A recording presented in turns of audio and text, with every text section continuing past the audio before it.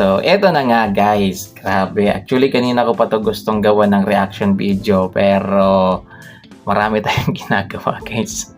Pero hindi ko na talaga mapigilan yung sarili ko mga kakiyo. I-share ko lang sa inyo. Siguro napapanood yun na rin to mga kakiyo sa Facebook. Kasi kagabi pa lang mga kakiyo ay marami na tayong nakikitang post na pupunta nga ng Talacogon, Agusan del Sur sa Mindanao. Itong special friend ng ating idol na si Bopet na si Rene Baterbonia guys. Siya po si Susan. Isa po siyang foreigner mga kakiyo. Yan, at sinasabi nga based sa mga naririnig ko rin, yan, girlfriend daw ito ni Rene.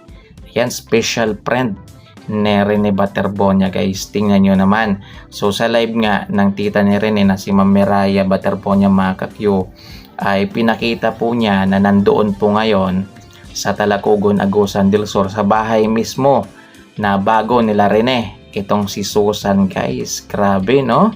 Ayan, at makikita natin mga kakyo na napakabait ng babae na to guys. Ayan, bukod sa maganda. Ayan, mabait. Ayan, isipin nyo guys ha. Pumunta talaga siya dito sa Pilipinas para makita yung pamilya ni Rene Baterbonia. Ang sabi nga dito guys ng isang post, magandang balita mga kababayan, dumating na po si Susan dito sa Pilipinas, sa Mindanao at kasama niya ang mahal na ina ni Rene Baterbonia. Napakagandang bagay na hindi nag-iisa ang pamilya ni Rene. May mga taong tunay na nagmamalasakit at nakikiisa sa kanila. Patuloy po tayong magdasal para sa kaligtasan at hustisya para kay Rene at sa buong pamilya Baterbonia.